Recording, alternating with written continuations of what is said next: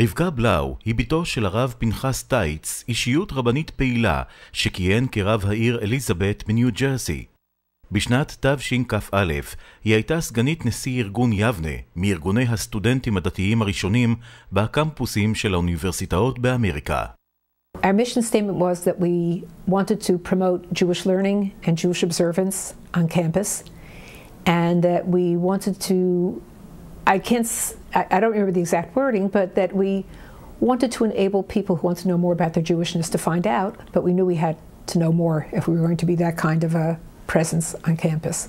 It was essentially Jewish learning, Jewish observance, and not to feel so alone.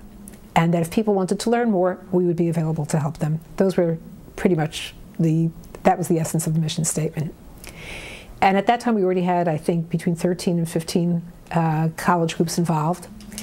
And we also had isolated students in different places. At Rutgers we had 3 or 4 students. At the University of Pennsylvania we had some students. Now, at that time, the Lubavitch Rebbe had a representative who would come to Columbia and who got friendly with the president of Yavne, Joel Levine.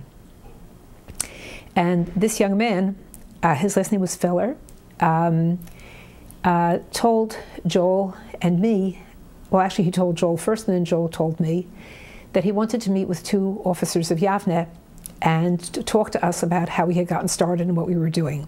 Our appointment was for 10 o'clock at night, so we came to 770 Eastern Parkway at 10 o'clock at night, and we were asked to come in to see the Rebbe at 12 o'clock, because there were many, many people there waiting to see him.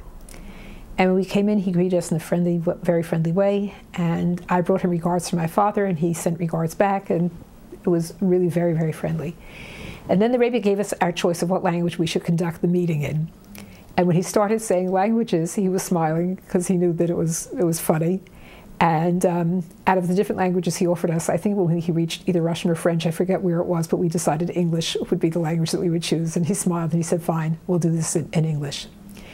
And he asked us many detailed questions about how we had started, how we had found each other, what we were finding on campus, what were the problems, what were the possibilities, what opportunity was there for people who were interested in finding more about their Jewishness, how could we reach them, what do we find worked well, what we found did not work.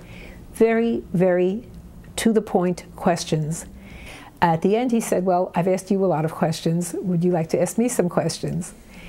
And I had no questions to ask of the Rebbe. I thought that this was a wonderful meeting that we had just now had, and I said, no, thank you.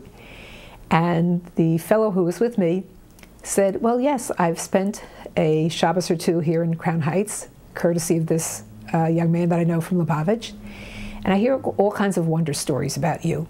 I hear that you know better than the doctor whether there should be surgery or not. You know better than the lawyer which way to proceed with a case. Do you know more medicine than the doctors? Do you know more law than the lawyers? I mean, what kind of thing is this? So the Rebbe smiled, and he said, you know, when a house gets built, the architect draws up a blueprint. He gives the blueprint to the contractor, and then the contractor tells the plumber how to do the plumbing, the mason how to do the masonry, the electrician how to do the electricity, the electrical work. He said it's not that the contractor can do it better than everybody, but he can read the blueprint, and that's why he can give the instructions. So he said, Hashem istakel ba'oraiso vara alma, the blueprint of the world is the Torah. So somebody can understand Torah, he can tell other people what they have to do within their own métier. So I thought that was a beautiful answer, and I was ready to go. But unfortunately, this young man had another question. And at this question, I blushed. I was really very embarrassed. And the Rebbe just smiled because, again, this was not a difficult question for him. But the young man was persistent, and he said, yes, yes, but I hear all kinds of wonder stories about you, and really almost miraculous stories about you. Can all these stories be true?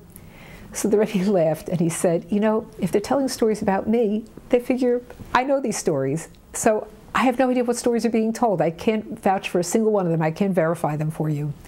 However, and then he gave us a list of misnagdim, who are great people.